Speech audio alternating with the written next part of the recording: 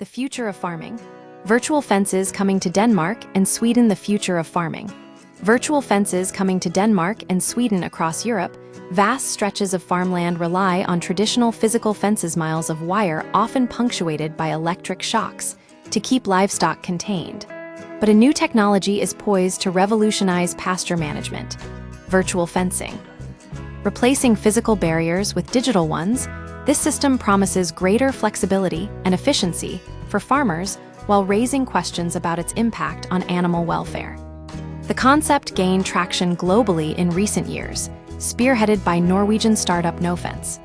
Their GPS-enabled collars act as invisible boundaries, gently guiding animals to stay within designated grazing areas. When a cow or sheep ventures too close to the virtual perimeter, the collar emits an initial audio cue. If ignored, a mild pulse follows.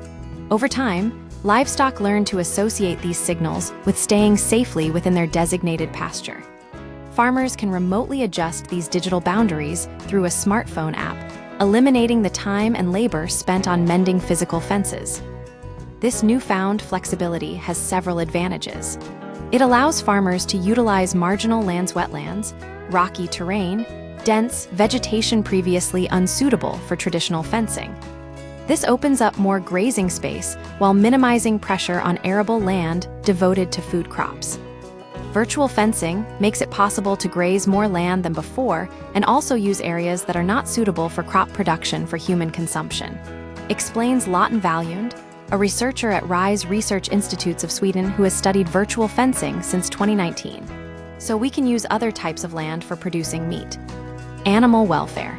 A key concern, but the question remains: is this digital approach truly humane? Nofence maintains that their system benefits animal welfare compared to traditional electric fences by employing gentler pulses.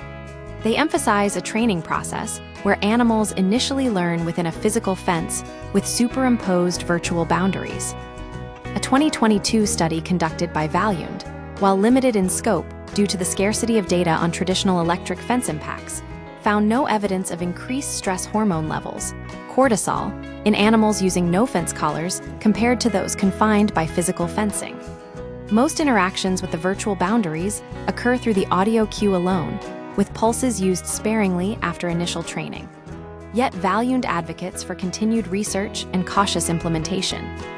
It's important to have a clear definition of what function the virtual fence should include to ensure high animal welfare standards, she stresses.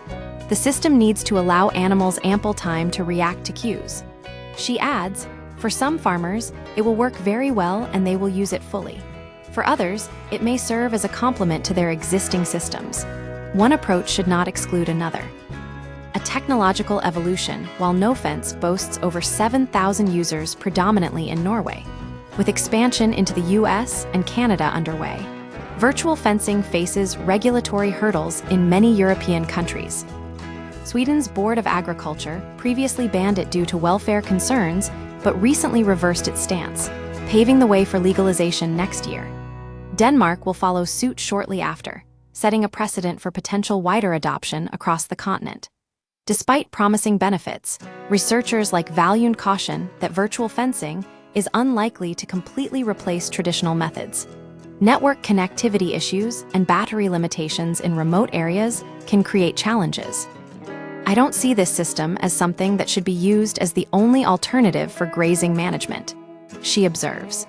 The technology appears poised to become a valuable tool within an evolving agricultural landscape, offering greater efficiency and potentially increasing the sustainability of livestock farming practices, but careful consideration of animal welfare remains paramount.